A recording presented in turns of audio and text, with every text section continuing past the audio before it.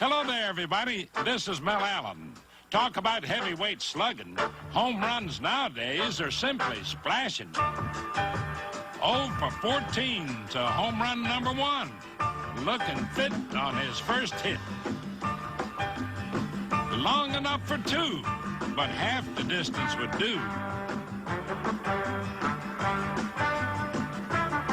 3 on the same date.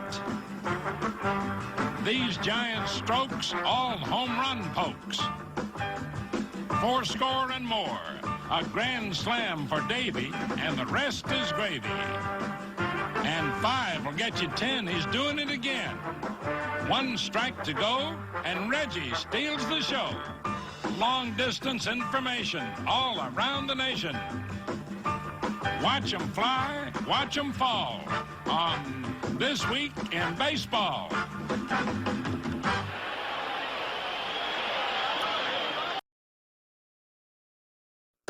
American League East.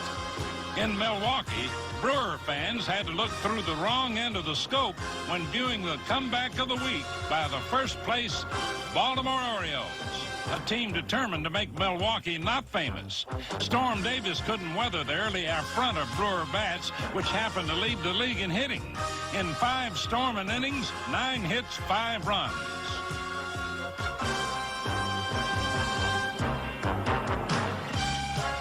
At the same time, the O's were getting nothing but O's. Jim Palmer entered in relief, his first game since April, but he couldn't calm Milwaukee either. After 6 innings, Brewers 7, Orioles nothing. But then, lights out on Milwaukee as Cal Ripken's late-inning lightning struck deep. The Rippers' 11th closed-circuit blast in the 7th closed the gap to 7-5. Reliever Bob Gibson tried to calm the Oriole current in the 8th, but pinch hitter Ken Singleton found a hole, making the score 7-6. And rookie John Shelby, the Birds' leading hitter, did the same. Same place, same damage. Brewers 7, Orioles 7. And to cap it in the 10th, it was Shelby again with his 3rd hit to give Baltimore the lead. A foreign legion of Baltimore fans cheered a 4-run 10th, completing an 11-8 Oriole comeback in Milwaukee, and the Orioles' 14th win in 18 games over the Brewers. In New York, the bats were back. 88 hits in 6 games for the Yankees, and 5 straight wins. Billy Martin wasn't sure if he was coming or going, but the Yankees were finally going in the right direction. After losing 9 of 12, they moved 3.5 games behind first-place Baltimore and into the 2nd spot in team hitting.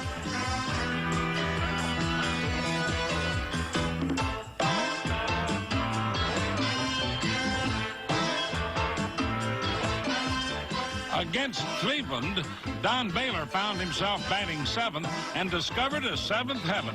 His 7th homer this year and his 7th career grand slam to help the Yankees win by 7. The Brewers were next, but not even Mike Caldwell, who'd won 8 straight at Yankee Stadium, could cool him off. Rick Cerrone, struggling below 200, took some tips from Lou Piniella and went 3 for 4 with 3 RBIs to help topple Caldwell. In the same game, Willie Randolph was positively suicidal, twice precise with a suicide squeeze. The next day, the perked-up Bronx Bombers trailed 4-2 in the 9th before belting out more blues for the Brew Crew. Dave Winfield iced a 3-run uprising with a sacrifice line drive for a 5-4 win and his 10th game-winning RBI. Then it was Lou Piniella's turn to put his batting instruction to use. 3 for 4 and 5 RBIs for the mentor with a .324 average. And Matt Keogh, pitching his first game in pinstripes, got credit for the 8-3 win, the first victory by a Yankee starting right-hander. How about that? Elsewhere, prehistoric dimensions for Kirk Gibson of the Tigers. There's a belt to left. That's gone. Let's watch it. Where is it? Is it out of the park? Yes. It's out of Tiger Stadium. A shot estimated between 540 and 600 feet. One of the longest home runs ever. But only the 4th homer of the year for Gibson, who's had to battle great expectations. I think when you get all that media hype that you start reading your press clippings and you can't help it. It just takes a little bit away from your game, and if I can just take that little bit and put it back into my game this year, I think I can make a bigger contribution. Well, Kirk, you sure put it all into that one. Now Lopson right along. Davy Lopes of Oakland, who enforced his fine comeback season at age 37 with a big day against the Blue Jays. A 2-run double, triple, and a grand slam home run. Altogether, 7 RBIs and a 10-1 victory. 7 homers, 34 RBIs, and an average close to 300 for the athletic Mr. Lopes. Now, flashback to Rain Dance, our film classic from 2 years back. You may recall that actor Rick Dempsey, sometimes disguised as the Oriole catcher, made a big splash at Fenway Park in his rain delay debut. Now, Rain Dance 2, the sequel starring Rick Dempsey as Robin Yount and Sammy Stewart as Jim Palmer. Our dampened duo is ready, but first, a brief interlude. The Brewers remember that final fateful day of last year when their mighty Yount did flaunt his worth and girth against the great veteran jockey of the mound, Baltimore's Jim Palmer. Lord knows why the Orioles would wish to replay it, but that they did for Milwaukee's amusement.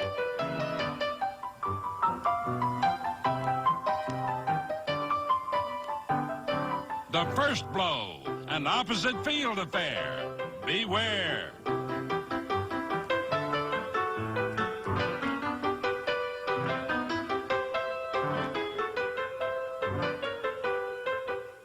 Base paths can be treacherous, even when doing the Ruthian. Ah, well, you get the idea. Yount hit a home run. Said Palmer after a brief change of hue, "That won't do, Batman or Robin or whatever. Take that." "Oh, no, by the soaked seat of my soggy pants, you surely jest." Ah, well, the rest was history.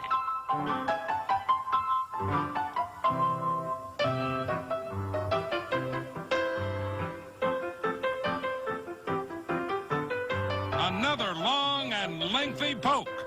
This one deep to left. It's going. And going. Still going. And finally, it's gone.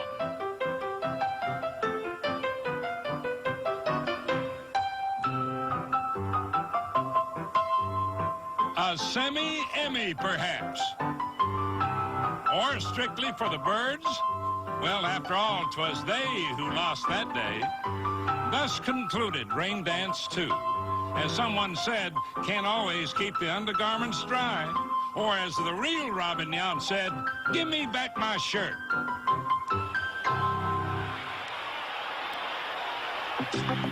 Now it's time for this week's Volkswagen quiz, brought to you by the 1983 models. Nothing else is a Volkswagen. 39-year-old Rusty Staub has done the job for the New York Mets. This 10th-inning game-winning pinch hit against the Cubs is one example. A .379 batting average is another. As a pinch hitter, Rusty had a streak of 9 hits and 10 at-bats, including 7 straight. That's one short of the Major League record. Can you name the record holder? Better still, name his team. It's one and the same in this name game. Bay City views of San Francisco's Candlestick Park. improved visibility for the Giants, who swept 3, including this comeback first from the Atlanta Braves. In Game 2, the Braves got off to a high-flying 4-0 start and led 4-2 after 6. Now consider this. In 30 games this year, Atlanta took a lead into the 7th inning, and the Braves won all 30 games. In the bottom of the 8th, the Giants have a man on for Chili Davis, who had hit a frigid streak of 4 for 64 going into the game. But here, a game-tying 2-run homer, his 9th of the year, and the 3rd hit of the game for the Chili man. Jeff Leonard, batting next at the crest of the San Francisco Tide, untied it with giant homer number 68, the most in the National League. Giants 5, Braves 4, and the Atlanta 30-game streak was no more. Falling into place in the East, Expo Power from Montreal make that first place as the Expos were escalating with 5 of 6 wins. Chris Spire helped Montreal take 2 of 3 from the Mets, going 3 for 3, including a 3-bagger and a 7-2 victory in the opener of a 3-game series.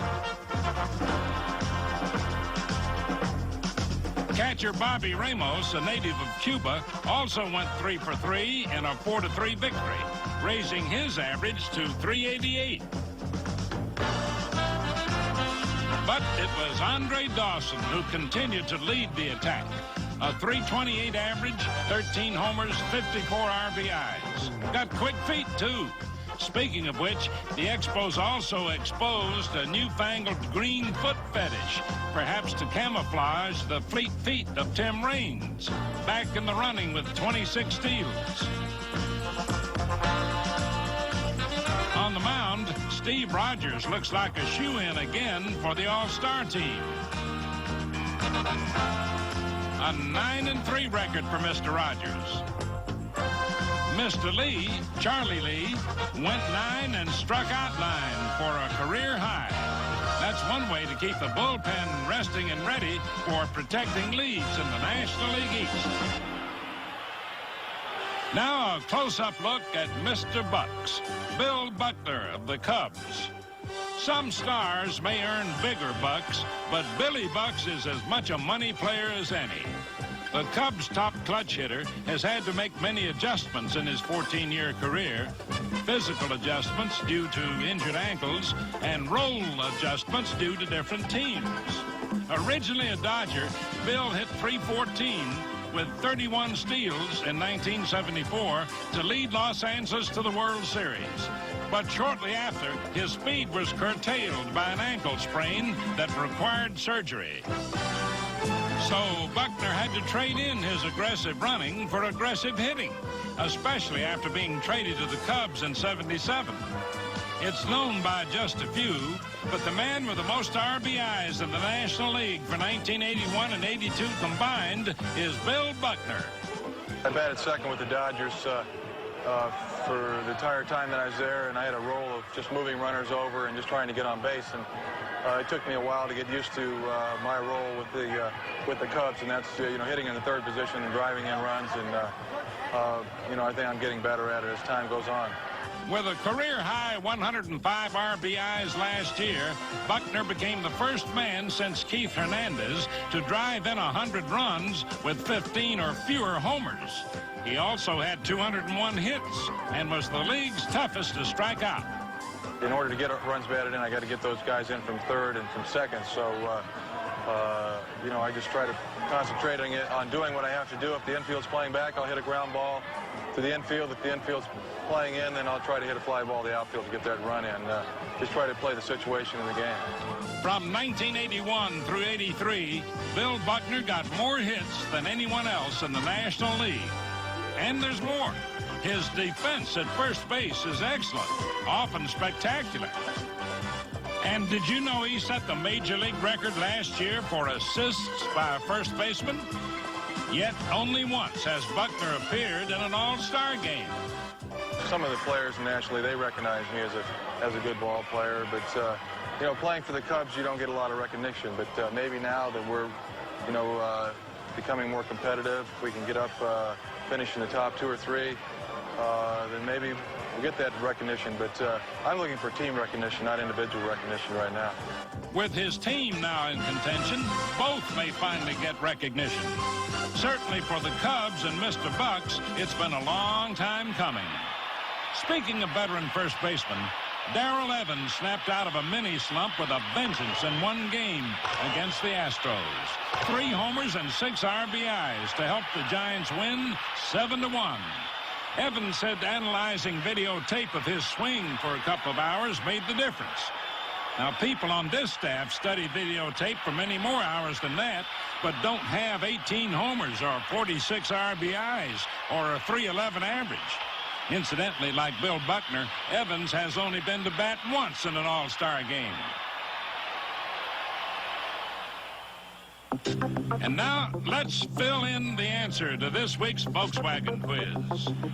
Bill Stein of the Texas Rangers delivered 7 consecutive pinch hits in 1981 to set the American League record. However, that's not the Major League record, and it's not the question either, so Stein is not the answer. The record and answer, Dave Philly of the Phillies, 8 straight and 58 and 9 straight counting 59. Now there's a Philly fanatic. Hello there, Sugar Bear. Say you love this game but need some explaining? Anytime, sweetheart. You see, every player has a role to play. Pitchers are told to put it over. Not way over, just over. Let the batter hit the ball. Now, before it's hit, everyone is told where to play. But when it is hit, it gets confusing. Now, fielders are told to play the ball, but not overplay it, right? Just be cool.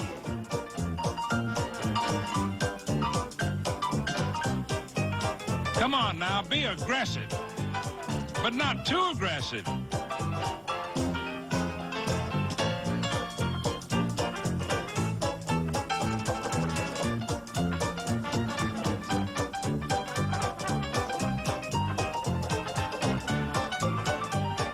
Well, see, concentration is the main thing.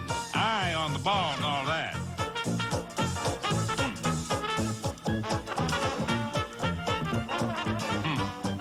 Now, where were we? Aggressive, back up, safe? Oh, well, let's ask the manager. I would teach my players to do it that way. Okay, let's see him do it the right way. 2 hands when you can, dirty uniform when you can't. Great plays of the week from Dave Anderson, Los Angeles. Ron Oster, Cincinnati. Buddy Bell, Texas. The White Sox, Tom Paciorek.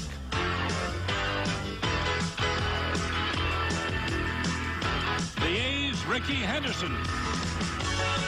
And Dwayne Murphy, another A. The Braves, Dale Murphy? No, it's Claudell Washington. For the Phillies, Gary Matthews. Former Philly, George Vukovich, Cleveland. The Dodgers, Dave Stewart. For the Cardinals, Ozzie Smith. To the Reds and Ron Oster once again. For the Yankees, Dave Winfield. For Houston, Bill Doran. To Ray Knight. Vance Law, White Sox. And bringing it all home, Tom Brookins to Bill Fahey. In other highlights, Bobby Cox and the Blue Jays almost had one wrapped up, leading 6-4 in the 9th with 2 outs, 2 California Angels on base, and a 2-strike count on Reggie Jackson. But 'twas Reggie who really wrapped it. 3 Angels come home for a 7-6 victory.